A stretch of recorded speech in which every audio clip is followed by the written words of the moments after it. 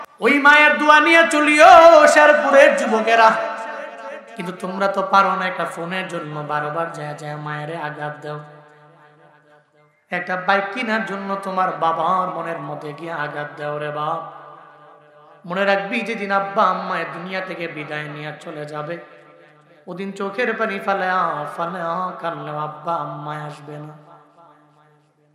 এটা এমন এক বৃক্ষ, এটা থাকলে দাম দিও।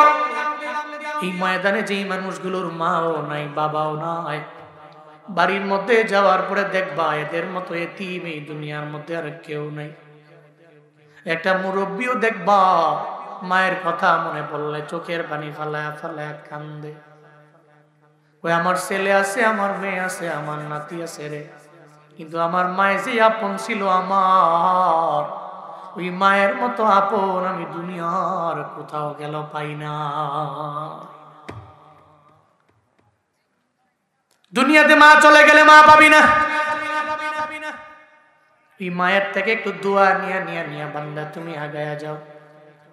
জীবনের মূল কষ্ট মায়ের, প্রসব বেদনা, সাত আসমান সাত জমিন তখন মায়েরই মাথায়। এমন মা কি কেমনে আজি, এমন মা কি কেমনে আজি যাব আমি ভুলিয়া। ও আমার প্রাণের মা, মা গো মা, কোথায় গেলে মোরে ছাড়িয়া। জনম দুঃখী এতিম আমি, চায় না কেহ ফিরিয়া। জনম দুঃখী এতিম আমি, চায় না কেহ ফিরিয়া। আমি যখন ছিলাম আমার মায়েরি উদরে, চলাফেরা করতেন যে মায়, কত কষ্ট করি। আমার সুন্দর মুখ দেখে মায়ের, আমার সুন্দর মুখ দেখে মায়ের, ব্যথা যায় দে হাসায়া। ও আমার প্রাণের মা, মা গো মা, কোথায় গেলে মোরে ছাড়িয়া। জনম দুঃখী এতিম আমি, চায় না কেহ ফিরিয়া। জনম দুঃখী এতিম আমি, চায় না কেহ ফিরিয়া। জনম দুঃখী এতিম আমি, চায় না কেহ ফিরিয়া।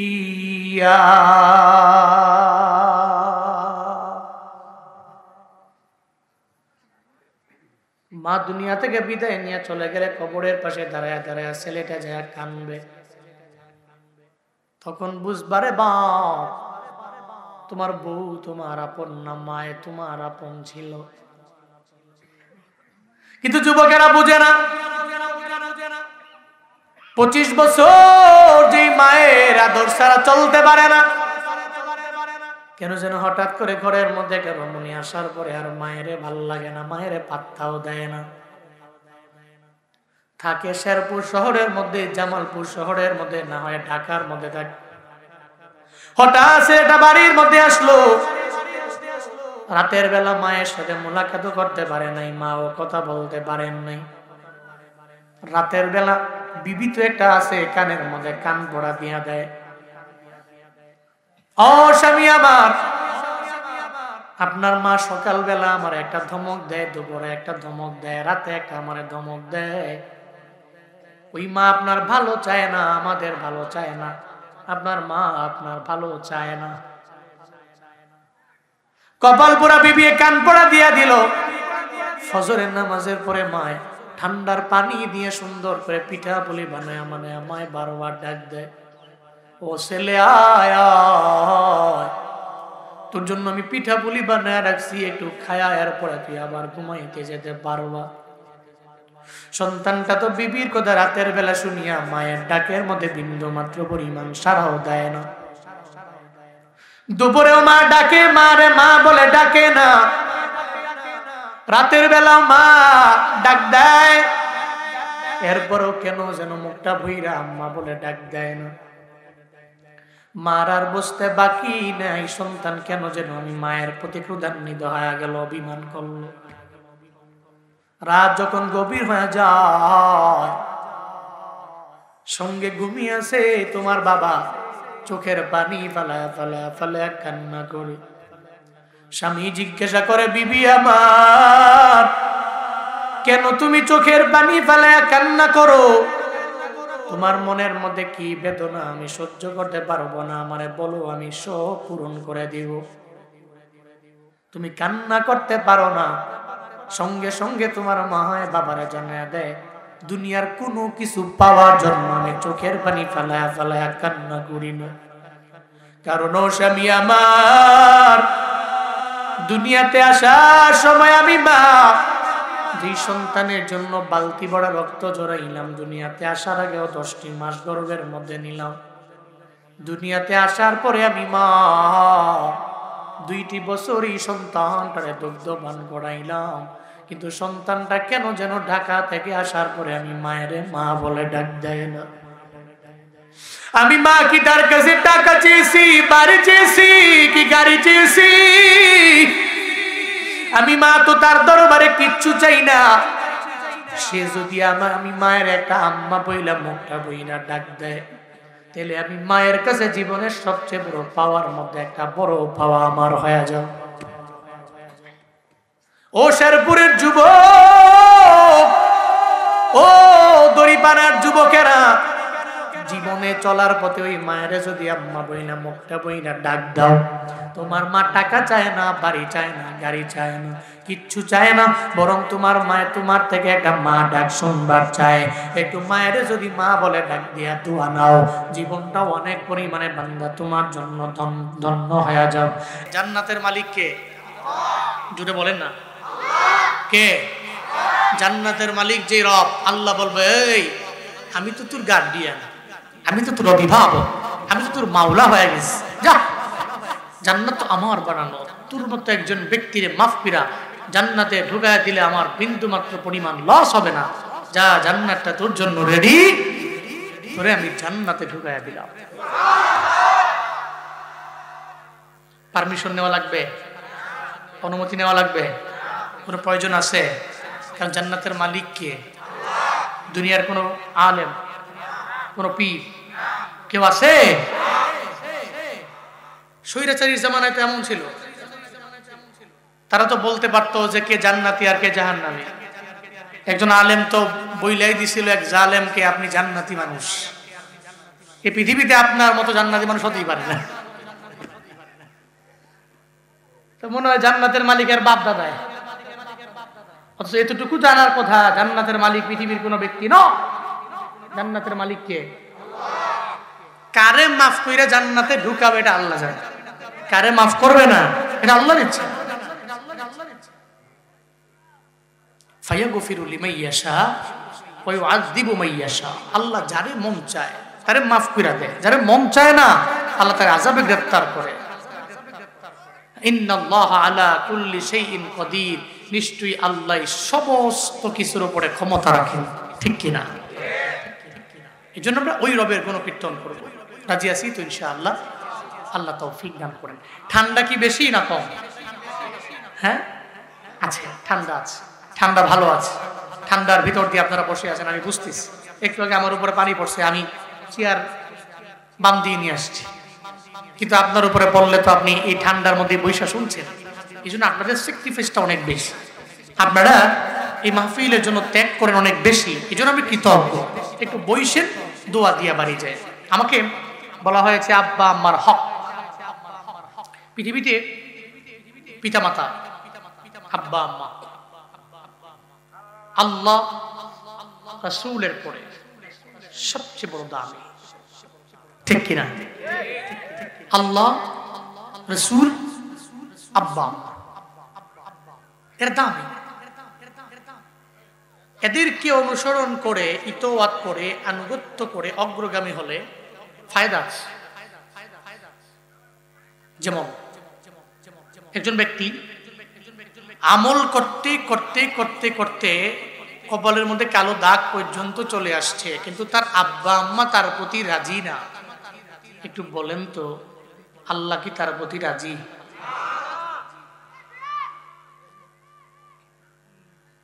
আমার মাওলা ওই বান্দার প্রতি বিন্দু মাত্র পরিমাণ রাজি হয় না।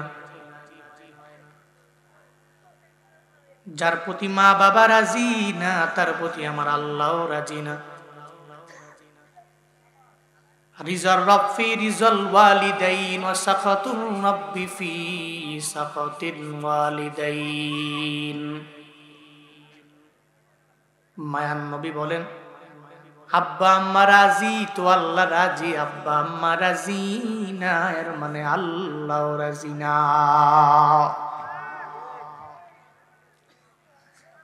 ওই মা বাবারে রাজি করো, কারণ আব্বা আম্মারে রাজি করলি তো আমার মাওলা তোমার আমার প্রতি পরিপূর্ণ রাজি এবং সন্তুষ্ট হয়ে যাবে। আল্লাহকে যদি রাজি বানানো যায়, জান্নাতের মালিক জিরব আল্লাহ বলবে, রে বান্দা তুই আমারে রাজি বানাইলা, জান্নাত তো তোর জন্য বানায়া রাখলাম। আমি রবের জান্নাতের 8টা দরওয়াজা ওপেন আছে, যেই দরওয়াজা দিয়া মন চায় ওই দরওয়াজা দিয়া জান্নাতে ঢুকে যা। আল্লাহ পাক বলেন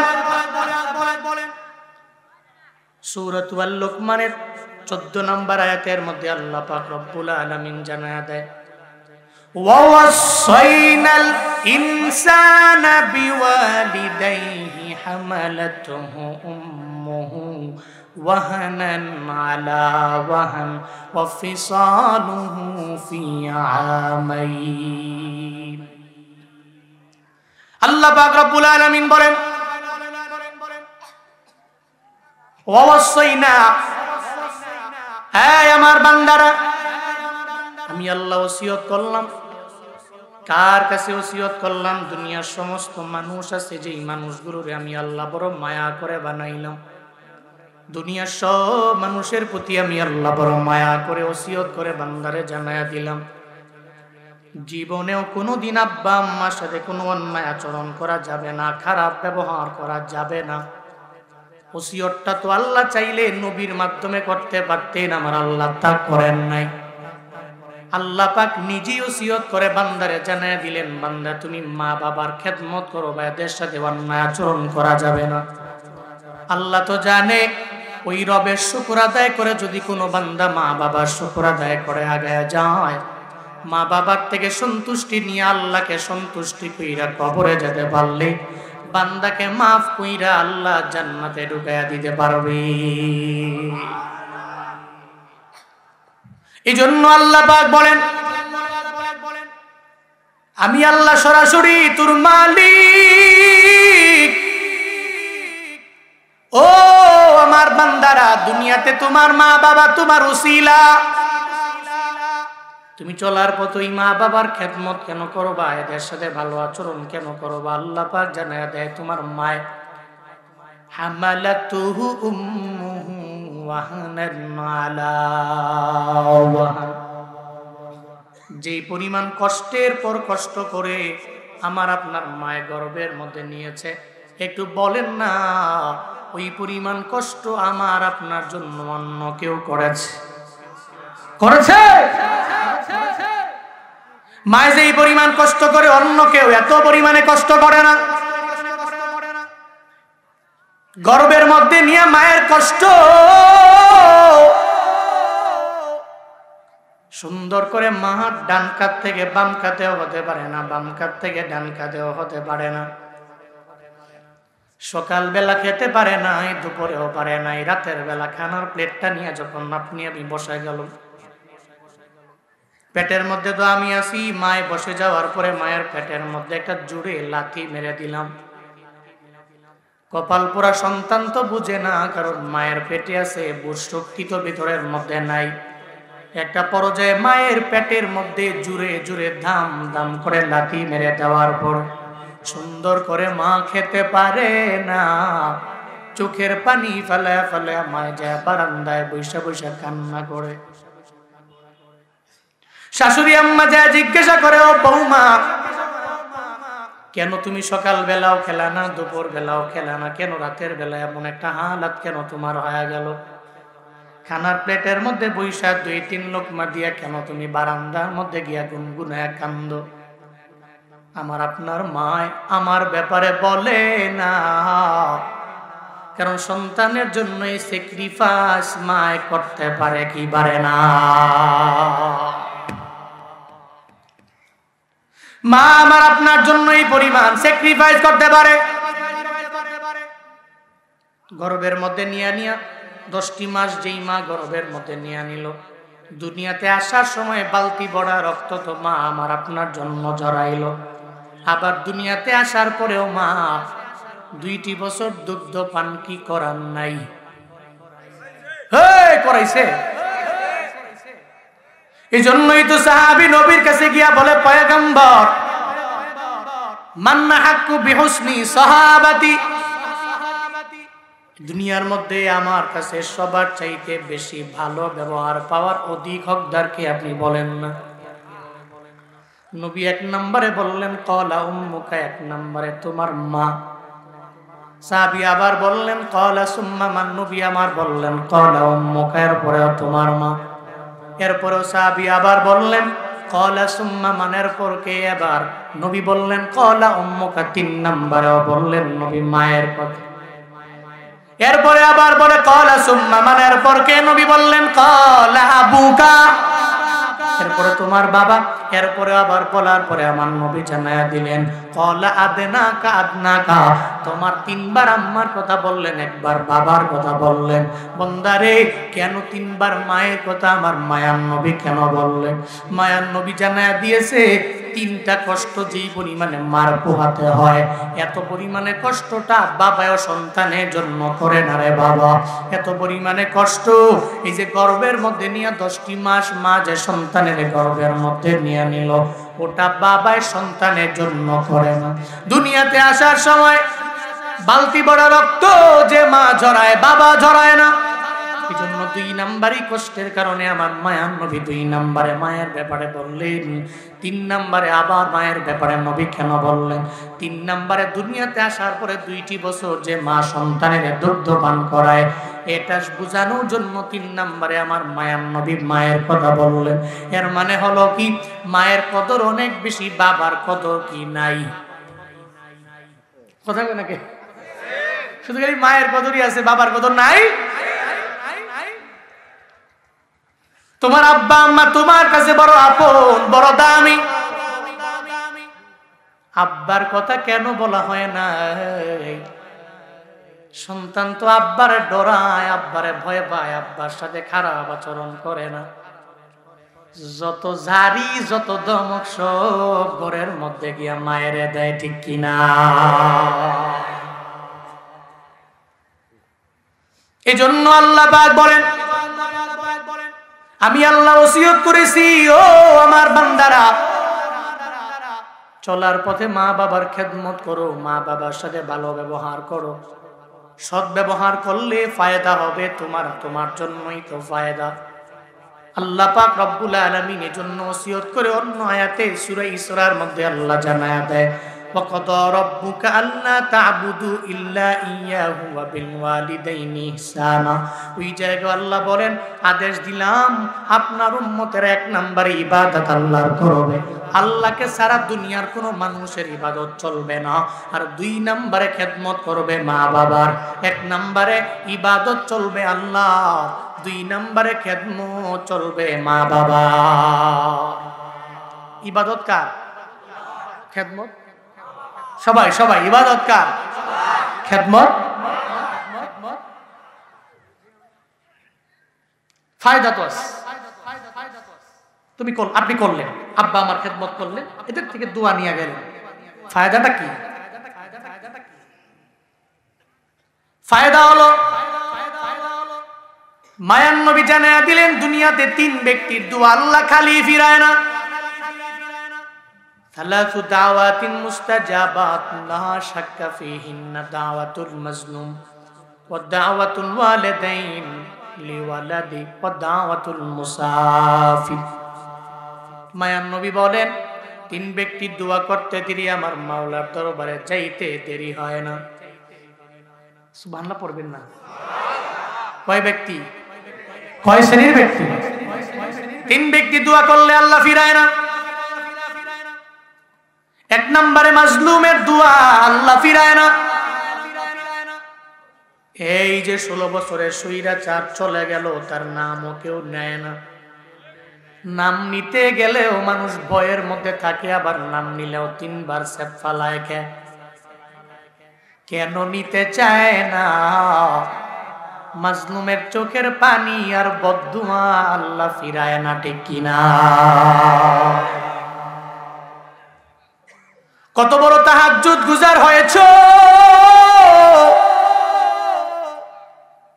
মিডিয়ার সামনে আইসা বলল তাহাজ্জুদ পড়ি, আমার মুসল্লা আমি ভাজ করি, কোন কামলা আমি রাখি না, নিজে তসবিহ পড়ি, নিজের কাম নিজে করি, আমি নামাজও পড়ি। তলে তলে আবার মামুনুল হক সাহেবকে নিয়ে অন্যায় ভাবে ওনাকে জিন্দানখানার মধ্যে বন্দী করে রাখলো। আজারি সাহেবকে বাংলাদেশ থেকে বিদায় নেওয়ার ব্যাপারে হুমকিও দিয়ে দিল। ওপর দিয়া সাজলো ফিটফাট, ভিতরে ভিতরে সদরঘাট। যতই নামাজ পড়ে, যতই যাই করে না কেন রে বান্দা, এই যে মানুষগুলো রে জিন্দানখানায় কোনো অপরাধ নয়, কোনো অন্যায় নয়, এরপরে এদেরকে ধীরে নিয়ে যে জিন্দানখানার মধ্যে বন্দি করে রাখলো 3 বছর 4 বছর 5 বছর লাগায়া, একটা না এই উলামায়ে কেরামদেরকে এদের ওয়াইফ থেকে, সন্তান সন্ততি থেকে যে দূরে রাখলো, ওই সন্তানের বদদুয়া আমার মাওলা খালি ফিরায় না। মাজলুমের দোয়া আল্লাহ ফিরায় না। 2 নম্বরে নবী বলেন মুসাফিরের দোয়া আল্লাহ ফিরায় না। 3 নম্বরে আমার মায়ান নবী জানিয়ে দিলেন, সন্তানের জন্য মা বাবা দোয়া করলে আল্লাহ ফিরায় না। আবার যখন বদদুয়া করে দেয়, ওই বদদুয়াও কবুল করে নেয় কে? জগৎ বিখ্যাত একজন ওলিয়ে কামেলের নাম ওয়াইস আল কারনি রাহমাতুল্লাহ আলাইহি।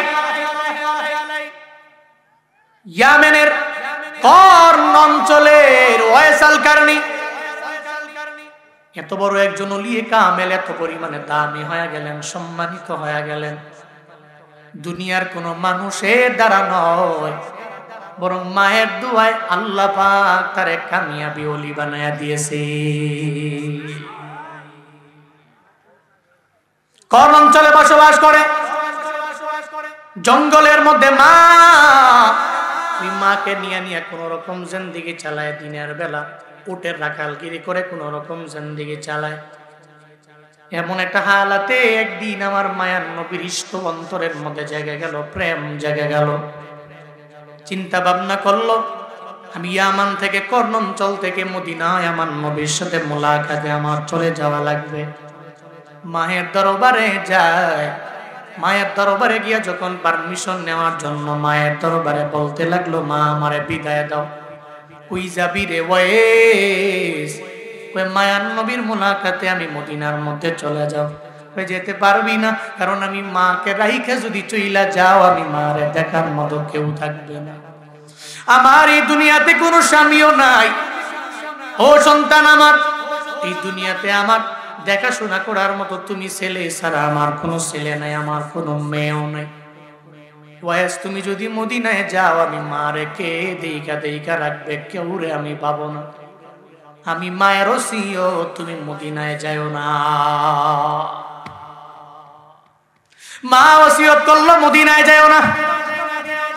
ফয়সাল কারনিও চিন্তায় পড়ে গেলেন যে এবার মায়ে যে বললো আল্লাহ পাক জানায়া দিলেন জীবনেও কোনোদিন মা বাবার অবাধ্যত হওয়া যাবে না। মায়ে যেহেতু বলল মদিনার মধ্যে যাওয়া যাবে না, তিনি নিয়ত করে ফেললাম আমি মদিনায় যাব না, আমার মায়ের কদমের মধ্যে আমি পড়ে থাকবো, আমার মায়ের থেকে দোয়া নিয়ে নিয়ে নিয়ে আমি অগ্রগামী হয়ে যাব। একটা পর্যায়ে মা এত পরিমাণে ফয়সাল কারনির প্রতি সন্তুষ্ট হয়ে গেলেন, রাজি হয়ে গেলেন। মা চোখের পানি ফালাইয়া আমার রবের দরবারে আবদার জানায়, ও আল্লাহ আমার ওয়াইস মদিনায় যাওয়ার জন্য এত পরিমাণে পাগল পারা হয়ে গেল, আমি বারণ করার পরে সে যায় নাই। আমি মারে এত পরিমাণে প্রায়োরিটি দিয়ে দিল, প্রাধান্য দিয়ে দিল আমি মায়ের। আল্লাহ গো আমার সন্তানটাকে তুমি জামানার শ্রেষ্ঠ একজন ওলি তুমি বানায়া দাও, জামানার শ্রেষ্ঠ একজন ওলি তুমি বানাইয়া একান্ত করো, বানাবে সব আউলিয়াদের ওলি আমার সন্তানটারে বানায়া দাও, সব আউলিয়াদের ওলি বানায়া দাও। জগৎ বিখ্যাত ওলি কামেল বানাও। দোয়া করে কে? হ্যাঁ, পৃথিবীর বুলেট মিস হয়ে যেতে পারে, কিন্তু শেরপুরের মুসলমানেরা মায়ের দোয়া মিস হতে পারে না, ঠিক কিনা?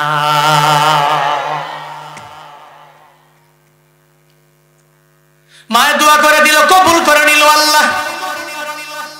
দিকে মায়ার নবী মদিনার মধ্যে থাকার পরেও আমার মায়ার নবীরে আল্লাহ পাক জানায়া দিলেন, নবী আমার আপনার একজন আশিক ইয়ামেনের কর্ন এলাকা থেকে আপনার বড় পাগল ভরা একজন আশিক আছে, যার নাম হলো ওয়াইসাল কারনি। নবী আপনার বড় প্রেমিক, বড় আশিক, আপনাকে দেখার জন্য রওনা করার পরেও আসতে পারেন নাই, কারণ আমি আল্লাহ তো বললাম মায়ের অবাধ্য হওয়া যাবে না। মার কথা শুনতে যায় নবী আপনার দরবারে আসতে পারলো না। তার মায়ে তার প্রতি রাজি হইয়া আমি রবের দরবারে এমন এক আবদার জানাইল, যে আবদারের কারণে আমি আল্লাহ তাকে জামানার শ্রেষ্ঠ বড় একজন ওলি বানায়া দিল। আমার মায়ার নবী ওয়াইসাল কারনির মায়ার মধ্যে আবার মায়ার নবী নিজেও পড়ে গেলেন। একটা পর্যায়ে আমার মায়ার নবী ওমরের ডাক দেয়, আলী রে, আমার মায়ার নবী ডাক দেয়, এই ওমর আর আলী, আমার নামে নবীর দরবারে আয় আয়। ওই আমার মরণের পরে আমার পরনের জুব্বা, এই জুব্বাটা নিয়ে সঙ্গে করে নিয়ে তোমরা ইয়ামানের মধ্যে যাও। আর ইয়ামানের কর নামক ওই অঞ্চলের মধ্যে জঙ্গলের মধ্যে একটা লোক থাকে যার নাম হলো ওয়াইসাল কারনি। ওই ওয়াইসাল কারনিরে এই জুব্বাটা নিয়ে আমার পরনের জুব্বাটা ওয়াইসাল কারনিরে দিয়ে দিব।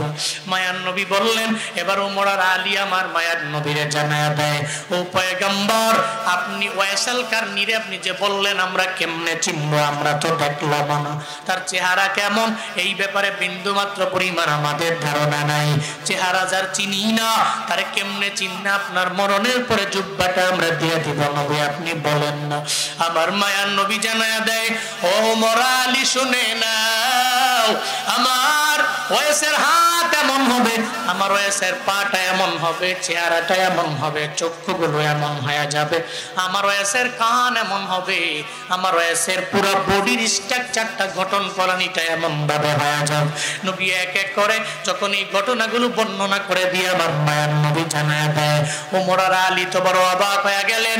মায়ার নবী জানলেন কি করে? নবী তো জিন্দেগিতে দেখেন নাই। দেখছে ওয়াইসের কারণে তো আসতে পারেন নাই, জানে না, আসতেও পারে নাই, মা অবাধ্য হয়ে যাবে মায়ের, এই জন্য আসে নাই। তাহলে নবী জানলো কেমনে? ওমর আলী তো অবাক, নবী আপনি জানলেন কেমনে?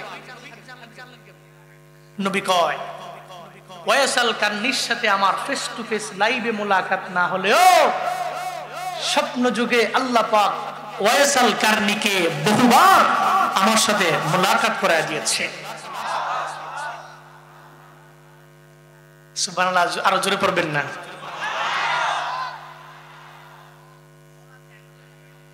স্বপ্ন যুগে যে নবীর চেহারা দেখলে জান্নাত ওয়াজিব, জাহান্নাম হারাম। শেরপুরের যুবক, জীবনে কোনোদিন যদি আমার নবীর দর্শন যদি স্বপ্ন যুগের মধ্যে বান্দা তুমি পেয়ে যাও, মনে রাখবারে বাবা, স্বপ্ন যুগে আমার মায়ার নবীরে দেখতে পারলে জান্নাতটা তোমার জন্য ওয়াজিব হয়ে যাবে, জাহান্নামটা তোমার জন্য হারাম হয়ে যাবে। হুজুর দেখবো কি করে? একটা আমল আছে, রাতের বেলা ঘুমানোর আগে শতবার শতবার শতবার করে দুরূদ শরীফের আমল কইরা বান্দা তুমি ঘুমায়া যাও, দেখবা তোমার জীবনে কোনো দিন কোনো একটা রাতে আমার নবী স্বপ্ন যুগে চলে আসবে। নবীর স্বপ্ন যুগে দেখলে জান্নাত কি ওয়াজিব, জাহান্নাম। ওয়াইস আল কারনি দেখে না, ওয়াইস আল কারনির নবী দেখে। সুবহানাল্লাহ পড়বেন না? হ্যাঁ ওমর আলী, ওয়াইস আল কারনিকে তো আমি দেখেছি বহুবার। হযরত ওমর আলী বড় অবাক হয়ে গেলেন। নবীর পরনের জুব্বাটা আমাদেরকেও দিতে বললেন না, ওয়াইস আল কারনিকে দিতে বললেন। হায় রে, ওয়াইস আল কারনির কেন এত দাম? কেন এত দাম? আল্লাহ পাক তার বাড়ায়া দিলেন। আমার মায়ার নবী কয়, ওমর আলী রে, তার মায়ের কথা শুনতে যাইয়া আমি নবীর সাথে মুলাকাতের জন্য মদিনার মধ্যে আসতে পারেন নাই। এই কারণে মায় চোখের পানি ফালায়া রবের দরবারে আবদার জানাইলো, আল্লাহ গো, জমানার শ্রেষ্ঠ ওলি তারে বানায় দাও। আল্লাহ পাক ওই দোয়াও কবুল কইরা ওয়াইস আল কারনিরে মুস্তাজাবুদ দাওয়া বানায়া দিয়েছে। মুস্তাজাবুদ দাওয়া এর মানে হলো যে কোনো সময়ে যে কোনো টাইমে আল্লাহর কাছে যেই দোয়া করে ওই দোয়াটা কবুল করে নেয় কে? আরো জোরে বলতে হবে কে? মায়ার নবীর ইন্তেকালের পরে হযরতে ওমর আর আলী আমার মায়ার নবীর জব্বা নিয়া দৌড়ায় ইয়ামেনের কর্ণ অঞ্চলের মধ্যে যাওয়ার পরে সবার কাছে বলা বলি করতে লাগলো, এলাকার মধ্যে ওয়াইস আল কারনি নামক একটা লোক আছে, ওই লোকের সন্ধানটা আমাদের দাও। অনেকে চিনে না, কারণ ওয়াইস আল কারনিরে চিনার কথা না। হঠাৎ করে এক রাখাল সঙ্গে সঙ্গে বলতে লাগলো, ওয়াইস আল কারনিরে আপনারা খুঁজেন, উনি ওই জঙ্গলের মধ্যে থাকে। উনি ওনার মায়ের এত বাধ্য সন্তান, ওই সন্তানটা তার মায়ের থেকে দোয়া নিয়ে নিয়ে এত পরিমাণে দামি হয়ে গেল। দিনের বেলা উঠে রাখালি করে রাতের বেলা তাহাজ্জুদের মুসাল্লার মধ্যে সময় কাটায় দেয়। চোখের পানি ফেলে ফেলে মাঝে মাঝে এমন ভাবে কান্না করে, ওই কান্না দেখে আমাদের উট গুলাও ঠিক মতো খাবার খায় না। পড়েন সুবহানাল্লাহ। উনি এত দামি। হযরত ওমর আলী চিন্তা হয়ে গেল, ডিসিশন নিয়ে নিল, এটা ওয়াইস আল কারনি ছাড়া অন্য কেউ দ্বিতীয় নাম্বার হতে পারে না, এটা ওয়াইস আল কারনি হবে, কারণ এত বড় একজন নলিয়ে কামেল। হযরত ওমর আলী যখন জঙ্গলের মধ্যে যাওয়ার পরে ওয়াইস আল কারনি যখন সামনে চলে আসলো, সামনে আসার পরে একটা পর্যায়ে হযরত ওমর আর আলী দুইজনে মিলায় ওই যে নবী জানাইলো ওয়াইস আল কারনির চোখটা এমন হয়ে যাবে, কানটা এমন হবে, তার নাকটা এমন হবে, তার দুইটা হাত এমন হয়ে যাবে, দুইটা পা এমন হয়ে যাবে। এভাবে মিলাইতে লাগলো। একটা পর্যায়ে দেখা গেল ওয়াইস আল কারনির সাথে আমার মায়া নবীর কথাগুলো হুবহু মিলা যায়। আপনি কি ওয়াইস আল কারনি? আপনি কি রিয়েল ওয়াইস আল কারনি কিনা আমাদের জানায় দেন। ওয়াইস আল কারনি বলে, কে আপনারা? ওই নবী আমাদের পাঠাইছে, আমি ওমর, আর পাশে দাঁড়ায় আছে আমার নবীর সাহাবী হযরতে আলী। ওই আপনারা এত দামি, আমি গুনাহগারের সামনে এসে আপনারা দাঁড়ায় গেলেন, হাতের মধ্যে করে আবার কি আনলেন? তো আপনি গুনাহগার ঠিকই, কিন্তু আপনারে তো আমার মাওলা এত পরিমাণে দামি বানায় নিল, এমন কি আপনি নবীরে এত পরিমাণে রাজি করে ফেললেন। নবী আমাদেরও জুব্বা দেয় নয়, এই জুব্বাটা বরং আমাদেরকে দিয়া বললেন মরণের পরে আপনাকে দেওয়ার জন্য।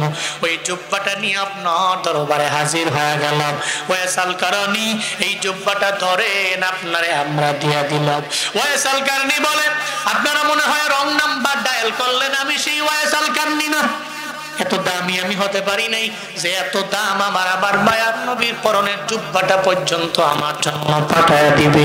মনে রাখবারে বাবা, যারা আমার মাওলার খাঁটি ওলিয়ে কামেল, এরা বেলায়েত জারি হয়ে যাওয়ার পরেও মানুষের দরবারে বিভিন্ন টাইটেল লাগায়া বুঝায় না, বরং তার আচরণ, তার আখলাক দেখা মানুষ তারই বলতে পারে সে ওলিয়ে কামেল, ঠিক কিনা?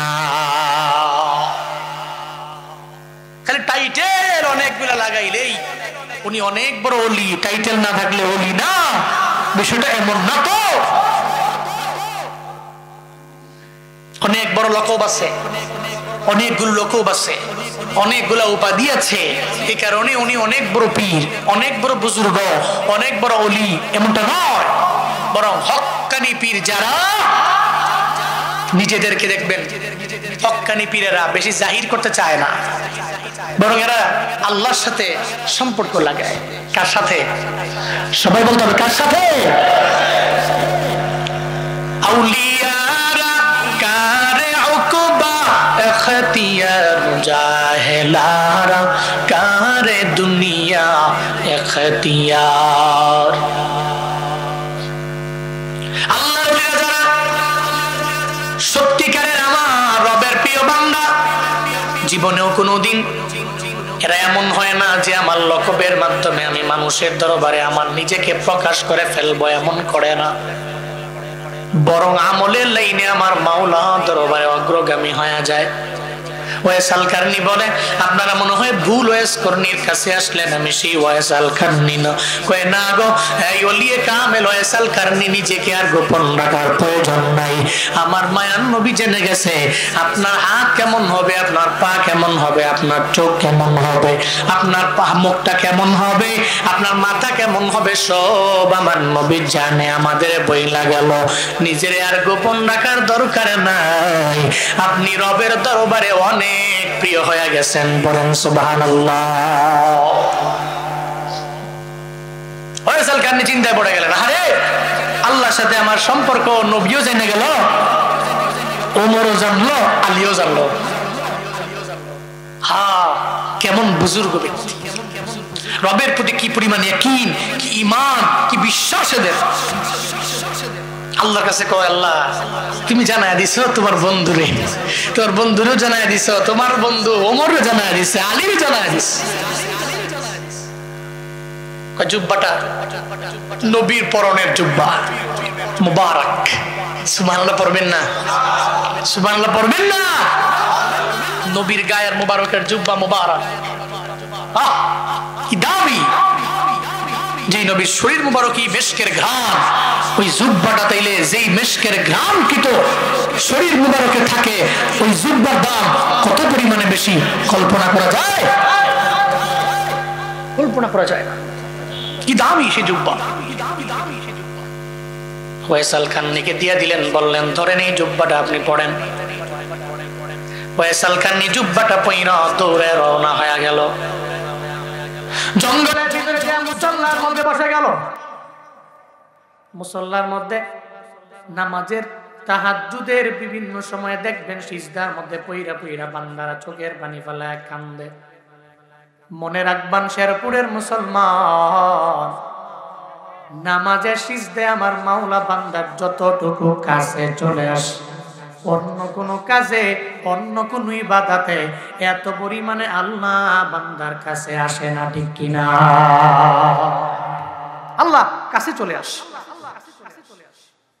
সিজদার মধ্যে পড়ে গেল, আল্লাহকে ডেকে বলে, ও মালিক,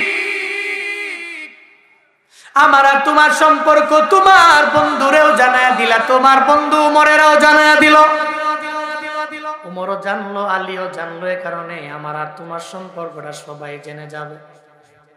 ওয়াইসাল কারণী এর আগে একটা কথা আছে, উমর আর আলী সঙ্গে সঙ্গে জুব্বাটা দিয়া বলে দিলেন, নবী বলছে নবীর উম্মতের জন্য আপনি একটু তাহাজ্জুদের মুসল্লায় দোয়া করার জন্য, নবীর উম্মতের জন্য দোয়া করবেন। উনিও গিয়ে সিজদায় পড়ে গেলেন।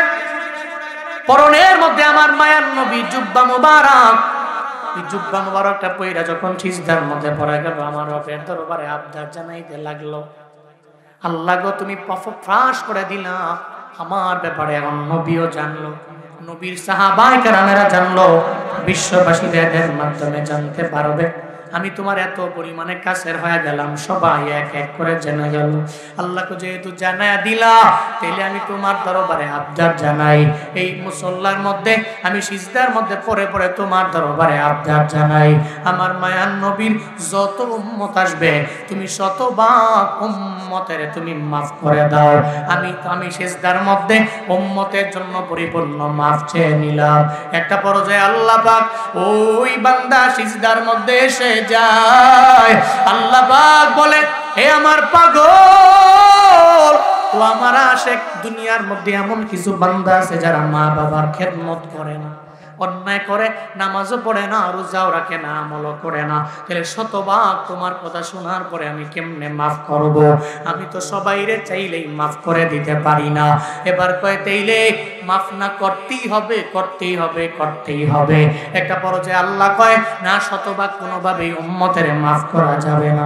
আল্লাহ বলে দিলেন, আই ওয়াইসাল কারণী, তাহলে 10 ভাগ জমিনের সব উম্মতের আমি আল্লাহ মাফ করে দিলাম। এরপর ওয়াইস করুনি পাগলা আবার বারবার আল্লাহর দরবারে পাগলামি করে, দুনিয়ার কোনো পাগলামি না, আল্লাহর সাথে পাগলামি, চিল্লায় পড়া যাবে আল্লাহু আকবার। পাগলামি দুনিয়াবি পাগলামি না, আল্লাহর সাথে পাগলামি। আল্লাহর আল্লাহ সবারই মাফ করে দেয় না, সবারই মাফ করে দিলে সবার মধ্যে জানাকারী আছে, সবার মধ্যে বেনামাজি আছে, বেরোজাদার আছে, আব্বা আম্মার খেদমত করে না, অবাধ্য সন্তান আছে, আছে না নাই? সবার মধ্যে আছে না নাই? শতভাগ মাফ করা যাবে না, 10 ভাগ মাফ করে দিলাম। ওয়াইস কারণী পাগলা কয় না, আল্লাহ 10 ভাগ হবে না, 20 ভাগ হবে না, 100 ভাগই লাগবে। কত ভাগ লাগবে? 100 ভাগ লাগবে। আল্লাহকে ওয়াজ করনি, তাহলে 20 ভাগ মাফ করে দিলাম। সুবহানাল্লাহ পড়ে না তো, কয় হবে না, 100 ভাগই লাগবে। কি আল্লাহর প্রেমী, কি পর্যায়ে চলে গেছে। আল্লাহ কয় যা যা, তাইলে 30 ভাগ আমার উম্মতের আমি মাফ করে দিলাম। কয় না না, এরপর হবে না, 100 ভাগ লাগবে। এরপরে আল্লাহ কয় যা যা, 40 ভাগ আমার উম্মতের মাফ করে দিলাম।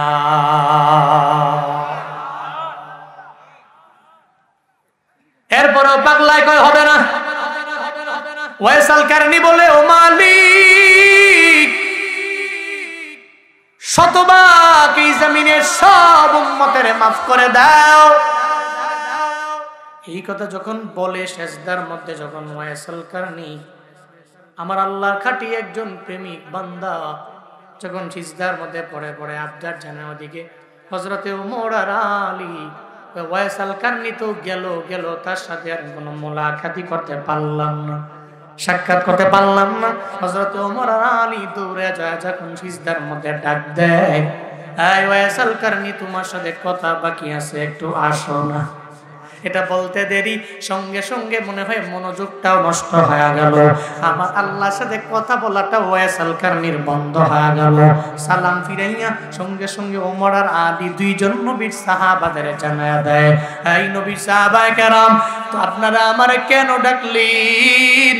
আমি আজ এই সিজদার মধ্যে আমার আল্লাহর সাথে এমন একটা রিলেশন, এমন একটা সম্পর্ক আমি লাগাইয়া দিলাম, যে সম্পর্কটা এত পরিমাণে মধুর হয়ে গেল। আর একটু পরে যদি আসতেন, দুনিয়ার সব উম্মতের গুনাহ আমি মাফ কইরা লইতাম।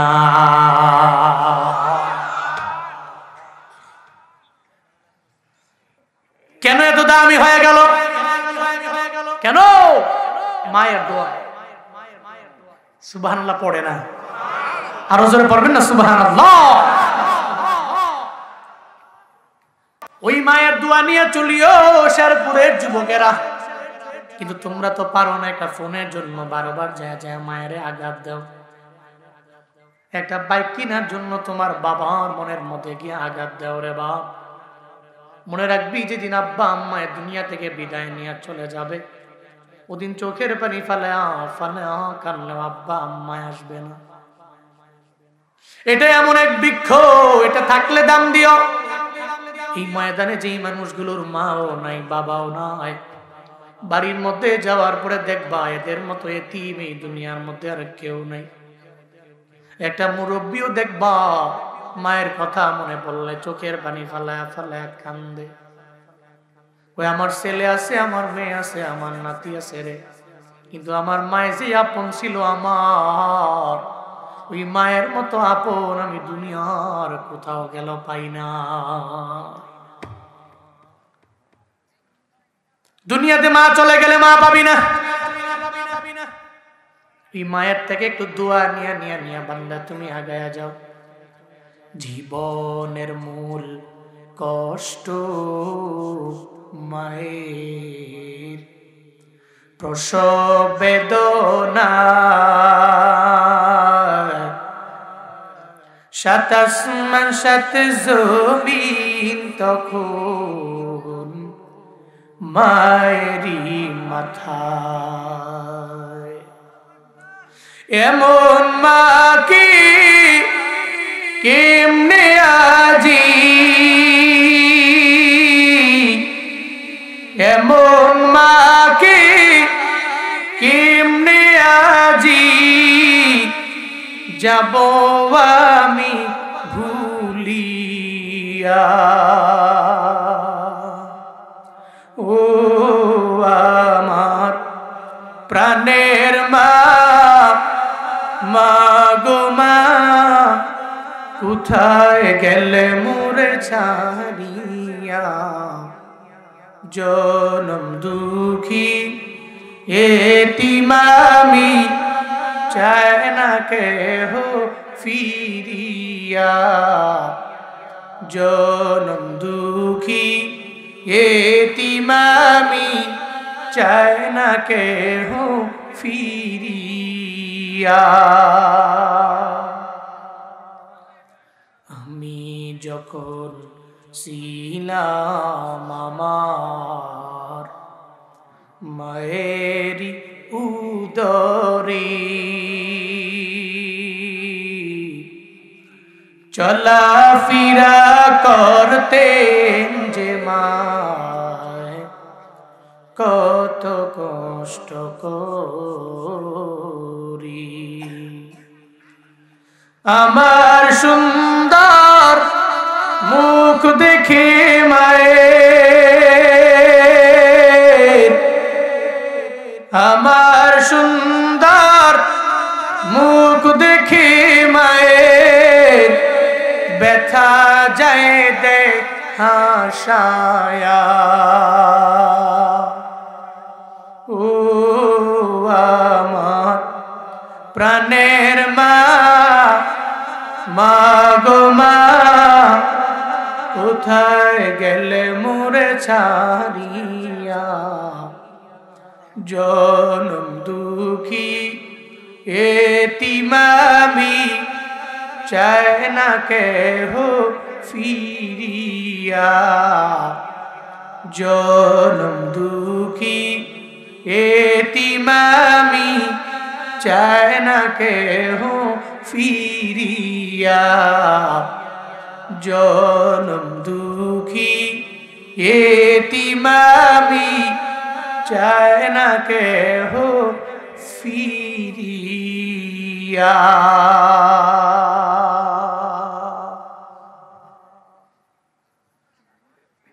মা দুনিয়া থেকে বিদায় নিয়ে চলে গেলে কবরের পাশে দাঁড়ায় দাঁড়ায় ছেলেটা যায় কানবে। তখন বুঝবারে বাপ, তোমার বউ তোমার আপন না, মায়ে তোমার আপন ছিল। কিন্তু যুবকেরা বুঝে না।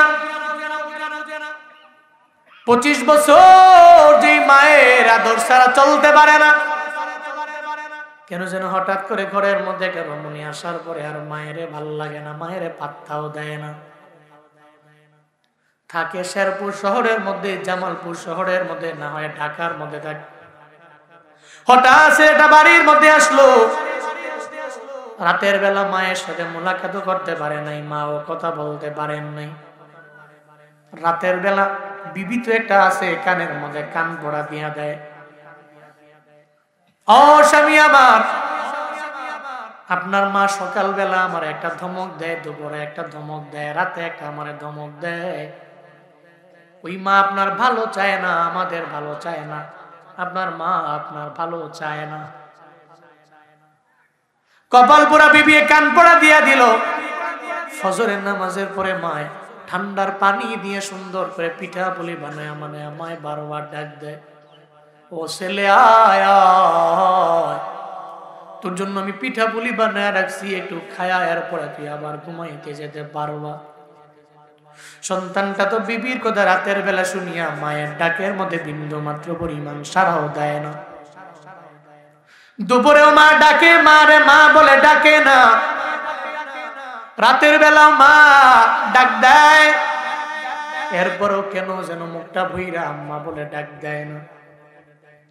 মার আর বসতে বাকি নাই, সন্তান কেন যেন আমি মায়ের প্রতি ক্রোধান্বিত হয়ে গেল, অভিমান করলো। রাত যখন গভীর হয়ে যায়, সঙ্গে ঘুমিয়ে আছে তোমার বাবা, চোখের পানি ফালায়া ফালায়া ফালায়া কান্না করে। স্বামী জিজ্ঞাসা করে, বিবি আমার, কেন তুমি চোখের পানি ফালায়া কান্না করো? তোমার মনের মধ্যে কি বেদনা আমি সহ্য করতে পারবো না, আমারে বলো, আমি সব পূরণ করে দিব। তুমি কান্না করতে পারো না, সঙ্গে সঙ্গে তোমার মা হয় বাবারে জানায় দেয়, দুনিয়ার কোনো কিছু পাওয়ার জন্য আমি চোখের পানি ফালায়া ফালায়া কান্না করি না। কারণ ও স্বামী আমার, দুনিয়াতে আসার সময় আমি মা যে সন্তানের জন্য বালতি ভরা রক্ত জড়াইলাম, দুনিয়াতে আসার আগেও 10টি মাস গর্ভের মধ্যে নিলাম।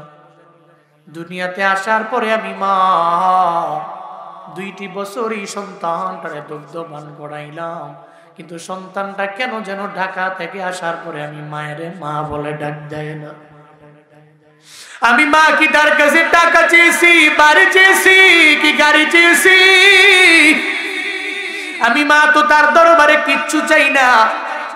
সে যদি আমি মায়ের একটা আম্মা বইলা মুখটা বইলা ডাক দেয়, তাহলে আমি মায়ের কাছে জীবনের সবচেয়ে বড় পাওয়ার মধ্যে একটা বড় পাওয়া আমার হয়ে যাও। ও শেরপুরের যুবক, ও দড়িপাড়ার যুবকেরা, জীবনে চলার পথে ওই মায়ের যদি আম্মা বইনা মুখটা বইনা ডাক দাও, তোমার মা টাকা চায় না, বাড়ি চায় না, গাড়ি চায় না, কিচ্ছু চায় না, বরং তোমার মায়ের তোমার থেকে একটা মা ডাক শুনবার চায়। একটু মায়ের যদি মা বলে ডাক দিয়া দোয়া নাও, জীবনটা অনেক পরিমাণে বান্দা তোমার জন্য ধন্য হয়ে যাও।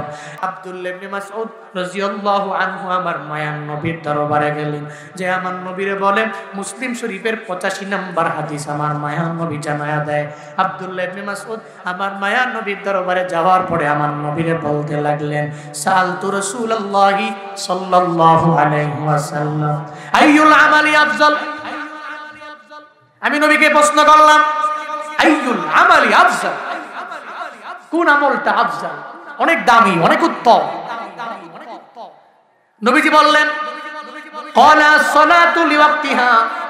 নবীজি 1 নম্বরে বলেন, 5 ওয়াক্ত নামাজ যারা সঠিক সময় মতো আদায় করে, এই আমলটা দুনিয়ার মধ্যে সবচেয়ে উত্তম আমল। নাই মুসল্লি তো আসরে নাই, মুসল্লি তো মাগরিবে নাই, এশায় নাই, পৃথিবীর সর্বোত্তম আমল নামাজ নবী বলেছেন। কিন্তু এই নামাজই তো পড়ে না, ওয়াজ করে ঠিক, বয়ান শুনে ঠিক, ওয়াজ করায় ঠিক, ফজরই তো বললো না। হ্যাঁ, মনে রাখবেন, পৃথিবীর সমস্ত মাহফিল এক পাল্লায় দেন, ফজরের নামাজটা এক পাল্লায় দেন। আপনারা বলেন তো, ফজরের পাল্লা ভারী হবে নাকি পৃথিবীর সমস্ত ওয়াজ মাহফিলের পাল্লা ভারী হবে? হ্যাঁ, এটা তো বুঝেন ঠিকই। তাহলে নিয়ত করেন, বয়ানও শুনবো, ফজরও পড়বো, ইনশাল্লাহ তো কই না? বয়ানও শুনবো, যোহরও পড়বো, বয়ানও শুনবো, আসরও পড়বো, বয়ানও শুনবো, মাগরিব পড়বো, বয়ানও শুনবো, এশাও পড়বো।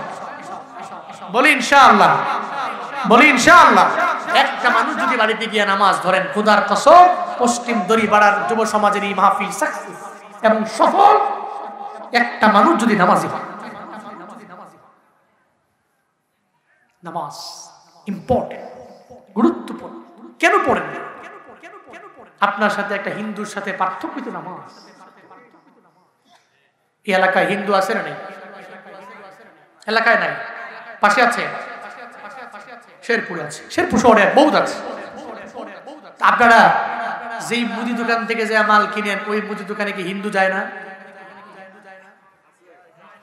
কথা বলো না কেন? আপনারা পাঞ্জাবি পড়লেন, হিন্দিও দেখবেন মাঝে মাঝে পাঞ্জাবি পড়ে কি পড়ে না? আপনার গালের মধ্যে দাড়ি, হিন্দুর গালেও মাঝে মাঝে দেখবেন দাড়ি আছে না নাই? রবীন্দ্রনাথ ঠাকুর আছে না নাই? দাড়ি কি অনেক বড়? এর মানে হ্যাঁ মুসলমান। হ্যাঁ মুসলমান, অনেক লম্বা দাড়ি। মুসলমান এমনটা না। আবার অনেক হিন্দু আছে দেখবেন মাঝে মাঝে গরুর গোশত আঞ্জা দিয়া দইরা খায়। আছে না না? আপনারা মনে করছেন জামগা জামগা হুজুর কত ধরে রাখবো?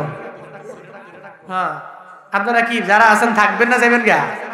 আমি দোয়া দিয়ে দিব, দোয়া দিয়ে দিব একটু বন। হ্যাঁ, এস রাখবে না যাবো। আরে করছে কি রে, ভালো ভক্ত মরিদান বকেছে বন। মাশাআল্লাহ। আরে কই এই সুতা প্রয়োজন ছিল আমার আগে, এই সুতাই আমার প্রয়োজন। বসেন, ফজরের পরে ইশরাক করে কইছে না, ফজর পড়বেন ইশরাক করে পরে যাবেন। সাতটার না আজকে হুজুর রে ধরছি ওই কোন মারহাবা, কোন মাশাআল্লাহ, জোরে পড়ে না আমিন। হিন্দু মাঝে মাঝে গরু গোশত খায়। এর মানে আমি পাঞ্জাবি পড়লাম, হিন্দু পাঞ্জাবি পড়ে। আমার গাড়ি দাঁড়িয়ে আছে, হিন্দু গাড়ি দাঁড়িয়ে আছে। আমি যে মুদি দোকান থেকে মাল কিনি, হেও হেনে যায় গুস্ত, হেও খায়।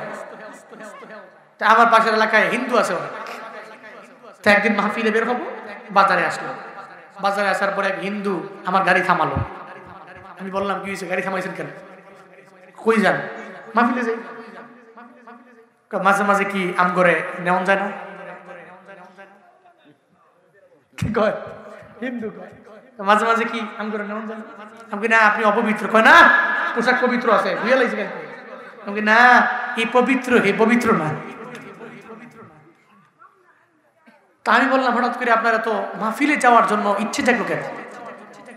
সে আমাকে বলল, আমরা তো জানি হুজুর্গ খাওন বালা। হুজুর্গ কি বালা? সারা বাংলাদেশের মানুষ কিছু জানলে জানছে, না জানলে নাই। এটা জানছে যে হুজুর্গ খাওন বালা। হুজুর যদি একটু জোরে হাঁটে, তা কি হুজুর দাওয়াত খেয়ে 5টার জায়গায় 6টা। হুজুর আস্তে হাঁটলে কয়, দেখছো তুই আমাকে হুজুরে 3টা খাইয়া লড়তে পারব না। বিপদ বিপদ। সবাই জানে, হিন্দুরা পর্যন্ত জানে হুজুরকে খাওয়ান বালা। আর বক্তা হইলে তো আরো ভালো, আলহামদুলিল্লাহ।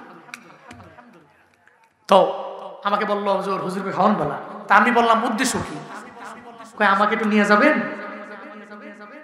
মন চাইতেছে একটু তাজা গরুর গোশত দিয়া ভাত খাইতে। কি দিয়া? তাজা গরুর গোশত দিয়ে ভাত খাইব। এর মনে ইচ্ছে দেখছে। এর মানে বুঝলাম আমি হিন্দু ও গরু গোশত তেইলে পার্থক্য কই? উফ, কি সুন্দর করে বলছে, কি সুন্দর সুন্দর হচ্ছে। বাইনাল আবদি ওয়া বাইনাল কুফরি তারকুস সালাহ বলে, একটা মুসলমান আজান হয়ে গেলে দৌড়ে মসজিদের মধ্যে যাবে, কিন্তু একটা হিন্দুরে দড়ি দিয়া কাশি দিয়া বান্ধাও ফজরে জোহরে নেওয়া যাবে না, ঠিক কিনা? মুসলমানদের বলা লাগবে না, ওনারা দৌড়ে ফজরে যাবে, জোহরে যাবে, আসরে যাবে, কিন্তু হিন্দুরে নেওয়া যাবে না। ফজরও পড়বে না, জোহরও পড়বে না, আসরও পড়বে না। তাহলে এই মুসলমান, নিজের পরিচয় নামাজ, নিজে পরিপূর্ণ নামাজি হইয়া যাও রে বাপ। নবীজি বললেন, মনে আছে, আসসালাতু লিওয়াক্তিহা, হ্যাঁ আবার নামাজ পড়তে হবে নির্দিষ্ট সময়। ওয়াক্ত আছে না নাই?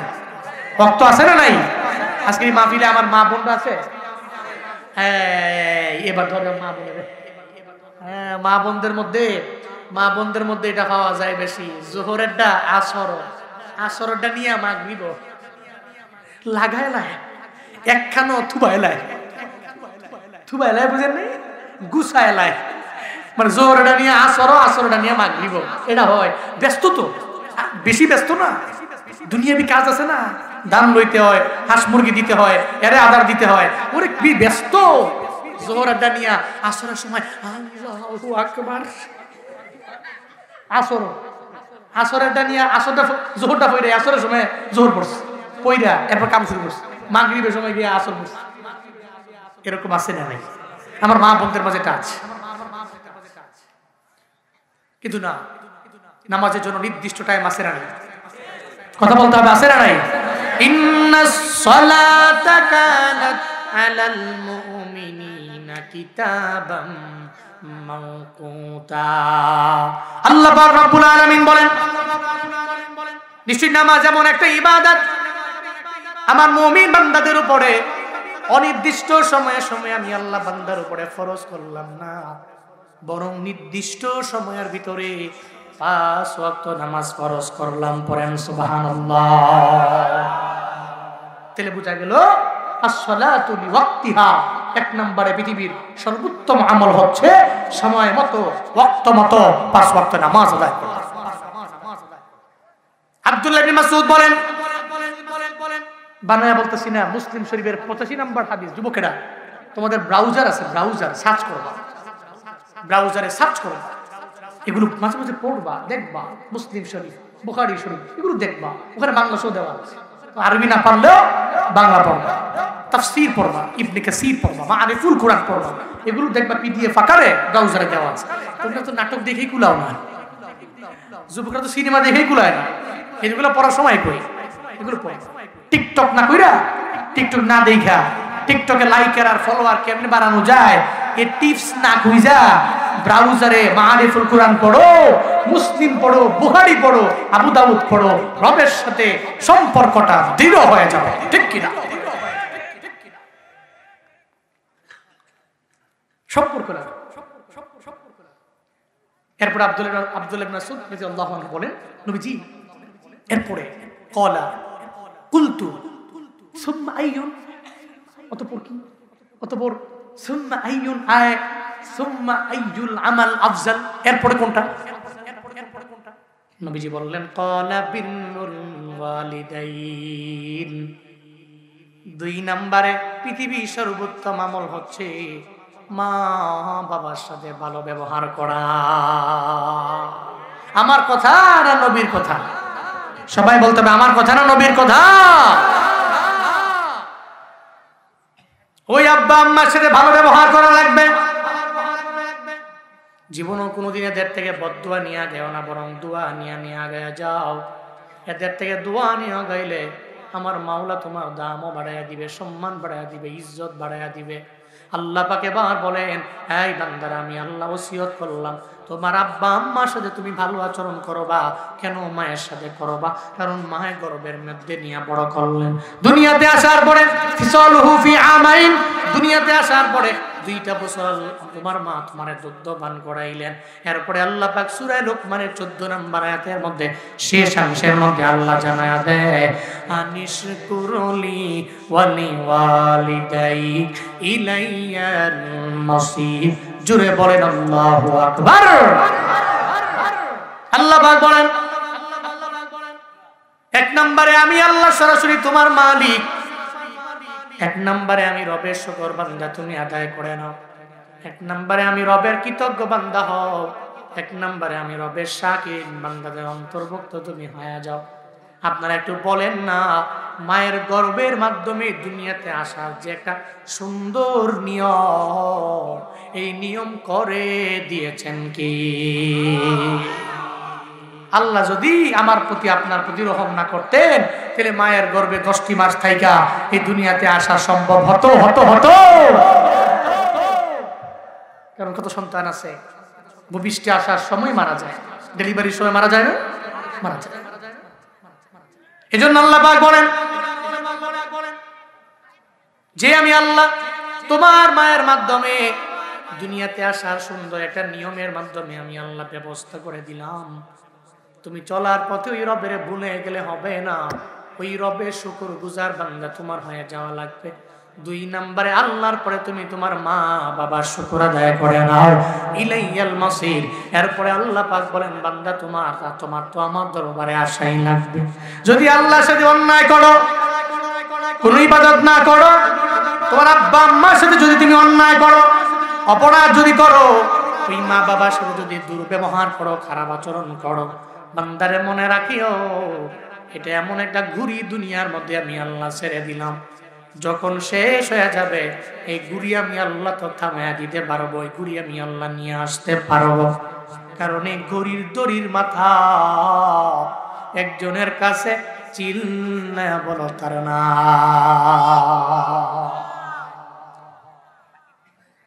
ও শেরপুরের যুবক, নদীপথে নৌকা চালায় মাঝি, হঠাৎ করে যদি নোংর ফালায়া দেয়, কোন দুনিয়ার কোনো বান্দা নাই যে নোংরটাকে উঠাইয়া মাঝির অনুমতি ছাড়া নৌকাটাকে চালু করতে পারে। নোংর ফালায়া দেয়, নৌকা বন্ধ হয়ে গেল, স্টপ, আর আগ বেরিয়ে যেতে পারবা। কিন্তু আল্লাহ পাক যদি বলবে ইসরাফিল স্টপ, থামো, এই পৃথিবী আর চলতে দেওয়া হবে।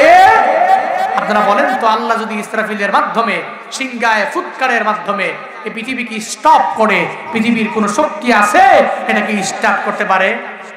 কথা বলে না কেন? পারবে? পারবে। ঘুরিওয়ালা ঘুরি বানাইয়া ঘুরি যখন আসমানের মধ্যে উড়াইয়া দেয়, এমন একটা হালাত হয়ে গেল। এই যে এলাকার মধ্যে যুবক পোলাপানেরা দেখবেন বিভিন্ন সময় ঘুরি উড়ায়, ওই ঘুরি আসমানের মধ্যে উড়ে এমন একটা হালাত যখন হয়ে গেল, ওই ঘুরি আসমানের মধ্যে উড়াইয়া সারাদিন লাগাইয়া হঠাৎ করে যখন বিকাল হয়ে যায় কয়েক ঘুরি আর তোর উড়া লাগবে না, আমার হাতের মধ্যে ঘুরি তুই দৌড়াইয়া চলে আয়, আমার হাতের মধ্যে আয়। এবার জুয়ান পোলাটাই যখন দড়ি দিয়া টাইনা ঘুড়িটারে নিয়ে আসে, দেখবেন একটা পর্যায়ে ওই ঘুড়িটা মাত্র 2 হাত 3 হাত 4 হাত ওপরে আসার পরে এমন একটা হালাতে ঘুরি আবারও ডানে যায় আবারও বামে যায়। এর মানে ঘুরিয়ে মনে মনে চিন্তা করে মালিকেরও পর্যন্ত আমি চাইলে উঠায় নিয়ে চাইতে পারি, মালিকেরও চাইলে উঠায় নিব। একটু বলো না, ঘুরি যতই চেষ্টা করে মালিকের উঠায় নিয়ে যেতে পারবে? কথা কই না? হ্যাঁ, পারবে? পারবে না। আল্লাহ তো এমন, আল্লাহ কয় বান্দা তোরে দুনিয়াতে পাঠাইছি এমন আমি আল্লাহ। যেদিন আমি আল্লাহ বলবো আয় আয়, আমি রবের দরবারে আয়, আমি রবের সাথে মোলাকাত হয়ে যাবে, বিচারের কাঠ গড়ায় দাঁড়ানো লাগবে। অবান্দা মিজানের দাড়ি পাল্লায় বিচার হয়ে যাবে। কোন হাতে আমলনামা পাবি যখন আমার মাওলা ডাক দিয়া দিবে, ও বান্দারা ওদিন জীবনেও কোনোদিন যতই তুমি বাড়াবাড়ি করো এই জায়গা থেকে পার হওয়া যাবে না। এই জন্য নিয়ত করে নাও এখন থেকেই আমি আল্লাহ শুকর আদায় করবো। 2 নম্বরে মা বাবার শুকর আদায় করবো। আমি চলার পথে আমার মা বাবার দোয়া নিয়ে পড়ে বলবো আমি আগায়া যাব। সূরা লুকমানের 14 নম্বর আয়াত থেকে বান্দাদের জন্য 1 নম্বরের শিক্ষা হলো, 1 নম্বরে আল্লাহ শুকর আদায় করবে, 2 নম্বরে মা বাবা শুকর আদায় করবে, 3 নম্বরে একটা শিক্ষা নিয়ে আগায় যাবে। দুনিয়াতে যতই বাড়াবাড়ি আমি করি না কেন আমার আল্লাহ দরবারে আমার যাওয়া লাগবে কি লাগবে না? লাগবে। আল্লাহ দরবারে যাওয়া লাগবে, শিক্ষা নিয়ে বাড়ি যাব। 1 নম্বর শুকর আদায় করব আল্লাহ, 2 নম্বর শুকর আদায় করব আব্বা আম্মা, 3 নম্বরে যেই রবের কাছে আমার ডাক আসলে যাওয়া লাগবে ওই রবের গুণকীর্তন তো করবই, এই ঈমান অন্তরে রাখবো। হ্যাঁ, কবরে যাওয়া লাগবে। এই জন্য মাঝে মাঝে আমি কিছু প্রোগ্রামে গেলে আমি বলি, যখন দেখবেন যে নিজের ভিতরে একটু অস্থিরতা কাজ করে, ডিপ্রেশন কাজ করে, হতাশা, বিপদ, মুসিবত আপনাকে আঁকড়ে ধরে, আপনার বাড়ির পাশে কবর আছে না নাই? বাবা বলেন কবর আছে না নাই? তো যাবেন কবরের পাশে গিয়ে দাঁড়াবেন, দেখবেন ওই কবরে আপনার আব্বা আছে, আপনার দাদা আছে, আপনার নানা আছে, ও কবরে আপনার মা আছে। চিন্তা করবেন, দাদার কি পাওয়ার ছিল, বাবার কি পাওয়ার ছিল, নানার কি পাওয়ার ছিল, কোথায় ক্ষমতা, কোথায় পাওয়ার? আজকে তো কবরে, চাইলেই তো কবর থেকে উঠে আসতে পারবে। খুদা কা কসম, একটু কবরের পাশে গিয়ে দাঁড়ায়, খুদার কসম, কবরের পাশে গিয়ে দাঁড়ায় যদি একবার, দুবার, তিনবার স্মরণ করতে পারেন কবরকে, পৃথিবীর সমস্ত অহংকার, হিংসা, রিয়া, ফাসাদ, কিবির, আজমত, বড়ত্ব এ সব ধুলায় মিশে যাবে। মনে হবে যে আপনার তো কিছু না, এসব তো আল্লাহ, আমার কিছু নাই। আল্লাহ আমাদের সবাইকে কবরের কথা স্মরণ করে কবরের জিন্দেগিতে, বারজাকের জীবনে যাওয়ার তৌফিক দান করেন। সকলেই পড়ি আমিন। আরো জোরে পড়েন আমিন। এই যুবকদের জন্য দোয়া, পশ্চিম দড়িপাড়ার এই যুবকদের জন্য দোয়া করবেন তো ইনশাআল্লাহ, দোয়া করবেন তো ইনশাআল্লাহ। আল্লাহ এই যুবকদেরকে দ্বীনের জন্য, ইসলামের জন্য কবুল করেন। আল্লাহ কিয়ামত পর্যন্ত এই মাহফিল কায়েম দায়েম রাখেন। মসজিদ পাশাপাশি মসজিদ আছে, এই মসজিদ আল্লাহ পাক দ্বীনের মারকাজ বানায় দেন। এই মসজিদ, ইমাম, খতিব সমস্ত মানুষগুলোকে আল্লাহ পাক কবুল মঞ্জুর করেন। সকলেই পড়ি আমিন। যুবকদের হেল্প করতে না পারলেও, সাহায্য করতে না পারলেও পিঠের মতো একটা থাপ্পড় দিবেন, বলবেন যা, যতদিন পর্যন্ত এই মাহফিল করবি তোরে সাহায্য করতে না পারলেও জীবনে বিরোধিতা করব না, চালা। এটা ভালো, এটা ভালো কাজ, নিঃসন্দেহে ভালো কাজ। যুবকদেরকে এই ইন্সপায়ার, এই উৎসাহ, এই উদ্দীপনা যোগাতে পারবেন তো ইনশাআল্লাহ ভাইরা? যোগাতে পারবেন তো ইনশাআল্লাহ? আপনার এক থাপ্পড়, আপনার এক ইন্সপায়ার, আপনার এক উৎসাহ, আপনার এক উদ্দীপনা আপনাকে অনেক দূর পর্যন্ত নিয়ে যাবে। জুনায়েদ হাবিব বক্তা কেমনে বয়ান করি, কেমনে অনেক বেশি ইলমের পাওয়ারে বয়ান করি এমন না, আমলের পাওয়ারে বয়ান করি এমন না, ইলমের পাওয়ারে বয়ান করি এমন না। বাপ, আমি বলি পৃথিবীতে মানুষের উঠার পথে, চলার পথে একজন ব্যক্তি মানুষকে ইন্সপায়ার করে, উৎসাহ যোগায়, উদ্দীপনা যোগায়। আমারে উৎসাহ যোগাইছে আমার বাবা, আমারে উদ্দীপনা জুগিয়েছে ভিতরে আমার বাবা।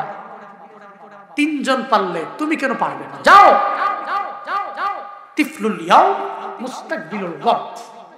আজকের শিশু সে আগামী দিনের ফিউচার, আগামী দিনের ভবিষ্যৎ। তিফলুল ইয়াউম মুস্তাকবিলুল ওয়াক্ত, শাবাবুল ইয়াউম মুস্তাকবিলুল ওয়াক্ত। এটা আজকের দিনের যুবক দেখছেন, কিন্তু একটা সময়ে সে ভবিষ্যতের কিং হতে। এই জন্য এটাকে ইন্সপায়ার করবেন, যুবকদের ফেলে দিবেন না, ধরে রাখবেন, কাছে টানবেন, বুকে আনবেন। ব্রড মাইন্ডের হবেন, ন্যারো মাইন্ডের হবেন না। কিবির, রিয়া, ফাসাদ সমস্ত কিছু থেকে নিজেকে রক্ষা করবেন। আল্লাহ বক্তা, শ্রোতা উভয়কে আমল করার তৌফিক দান করেন। আরো জোরে পড়তে হবে আমিন। ইন ফিউচারে কোথাও দেখা হলে আবার যাবেন, মুলাকাত হবে, সাক্ষাৎ হবে, বয়ান শোনাবো। তবে একটা রিকোয়েস্ট থাকবে আপনাদের এলাকায়। যদিও আমি রিকোয়েস্ট করেছি বহুবার আগে, আমি শ্রীবর্দিতে বহুবার এসেছি শ্রীবর্দি প্রোগ্রাম করেছি। যতই বলি, জামালপুরে যে গত মাসেও প্রোগ্রাম করে গেলাম, মেলান্দহে, ইসলামপুরে, দেওয়ানগঞ্জে বয়ান করে গেলাম। আমি বলেছি বহুবার যে একটু আগে প্রধান বক্তাকে উঠালে উনি কথা বইলাও মজা পাইল, শ্রোতারাও বিরক্ত হলো না। এটা সুন্দর, আমার কাছে মনে হয় এটা সুন্দর। অতিরিক্ত রাইট হয়ে গেলে পরে ঠিক মতো নামাজও পড়ে না, মাহফিলটাও নষ্ট হয়, বক্তাও বয়ান করে মজা পায় না, শ্রোতাও ঠান্ডার মধ্যে কষ্ট হয়।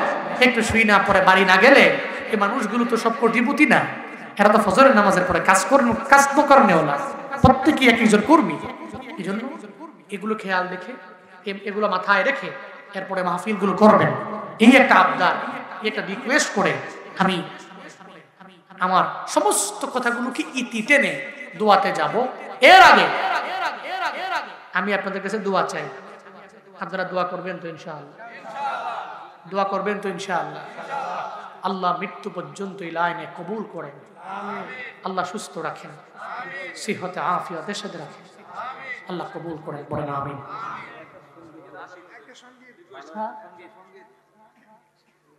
সঙ্গীত সঙ্গীত না মাঝখান দিয়ে একটা বললাম